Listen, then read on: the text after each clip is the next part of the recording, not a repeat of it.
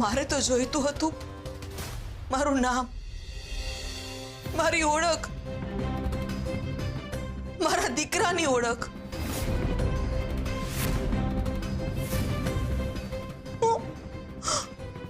હું અહીંયા તમારા બધાનો પ્રેમ મેળવવા માટે આવી હતી, તમારી લાગણી મેળવવા,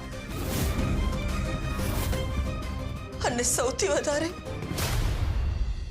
મારા પતિનો પ્રેમ અને મારા પતિને મેળવવા માટે આવી હતી.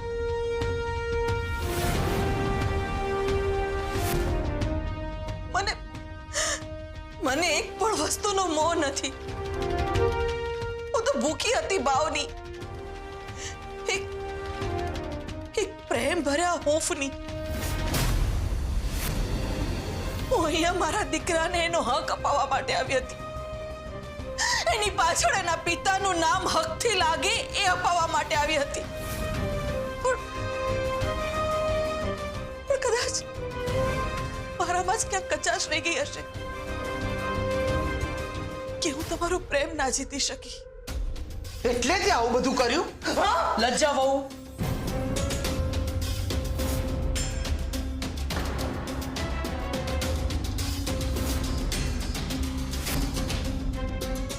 નહીં, હું તમારા બધા આગળ હાથ જોડીને માફી માંગુ છું.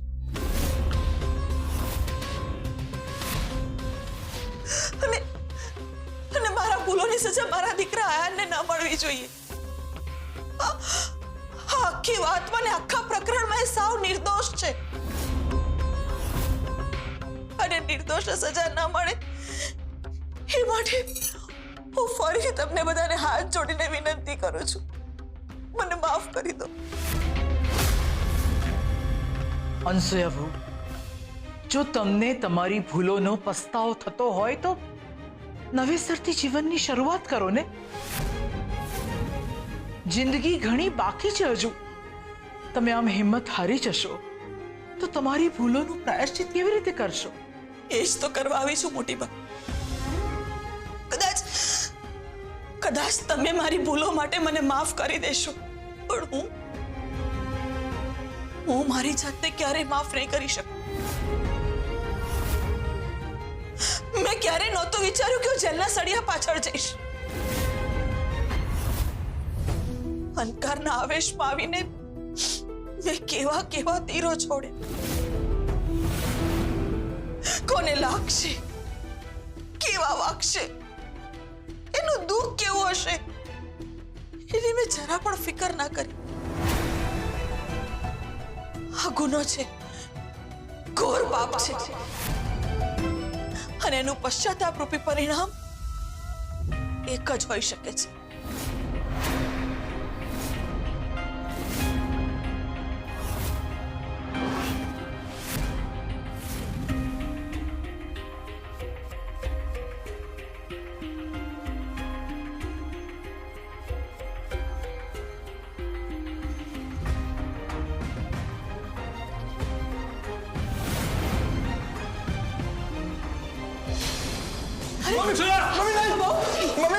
અંશુયા બેન, તમે કાયદો હાથમાં લઈ રહ્યા છો.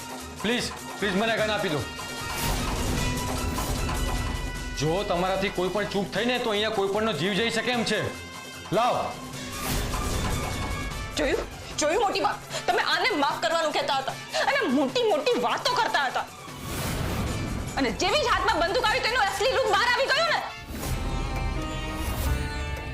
તમે બંદૂક મૂકી દો. અંશાંટી પ્લીઝ તમે શાંત થઈ જાઓ પ્લીઝ. મમ્મી પ્લીઝ ગન મૂકી દે ને પ્લીઝ. ને મમ્મી આપી દે. અનસુયા તું આ શું કરી રહી છે? આ રમકડું નથી. અરે ભૂલથી કોઈ ભૂલ થઈ ગઈ ને તો કોઈનો જીવ જશે. ઇન્સ્પેક્ટર સાહેબને એમની બંદૂક આપી દે. અનસુયા આંટી વાતને સમજો. તમારી એક ભૂલ જીવનભર માટે અફસોસ બની જશે. પ્લીઝ ગન પાછા આપી દો. ગન પાછા આપી દો. તમને લોકોને શું લાગ્યું હું આ બધું તમને લોકોને મારવા માટે કરી રહી છું? નહીં, હું આ બધું મારા મુક્તિના માર્ગ તરફ જવા માટે કરી રહી છું. બસ બહુ થયું. બસ કરો બધા. બધા.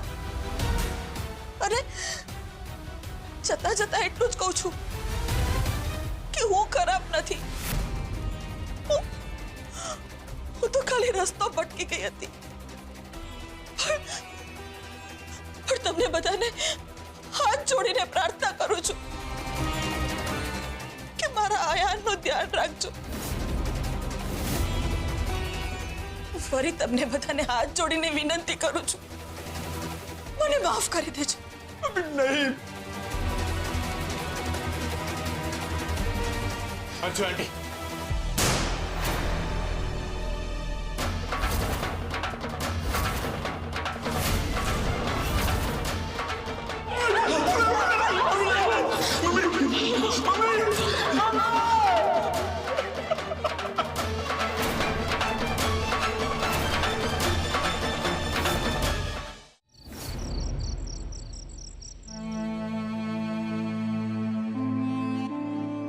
શું લખી રહ્યા છો કુંદન? અનસૂયા વહુનો શોક સંદેશ.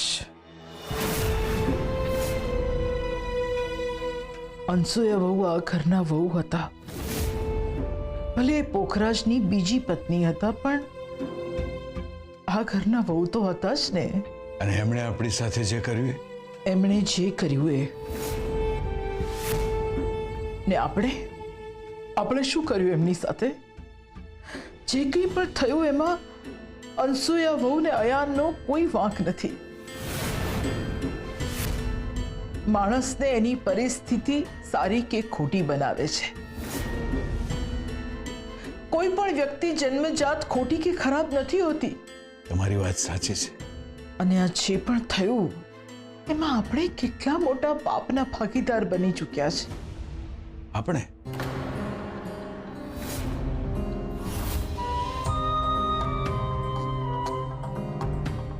હા, આપણે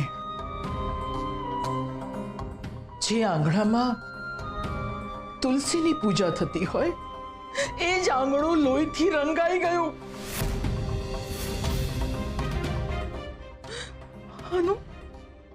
આનું પ્રાયશ્ચિત આપણે કેવી રીતે કરીશું રતનના બાપુ? કંઈ પણ કરીએ આપણે પ્રાયશ્ચિત નહીં કરી શકીએ. કારણ કે અમુક પાપ એવા હોય છે જે આપણે કંઈ પણ કરીએ નથી ધોવાતા. તમારી વાત સાચી છે કુંદન. અમુક પાપ એવા હોય છે કે જે આપણે કંઈ પણ કરીએ ક્યારેય એ પાપ ધોવાતા નથી. પણ છતાંય માણસે પ્રાયશ્ચિત કરવાનું ક્યારેય ના છોડવું જોઈએ. અને આ પ્રાયશ્ચિત તમારા એકલાનું નથી કુંદન, મારા પર પણ એટલું જ લાગુ પડે છે. હું તમારી સાથે છું.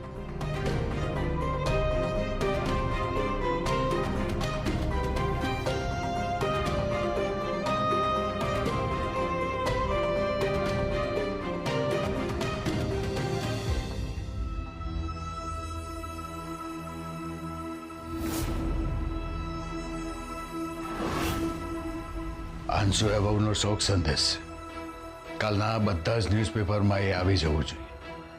એટલે હમણાં જ એજન્સીમાં જઈ અને આ નોટ આપી આવો.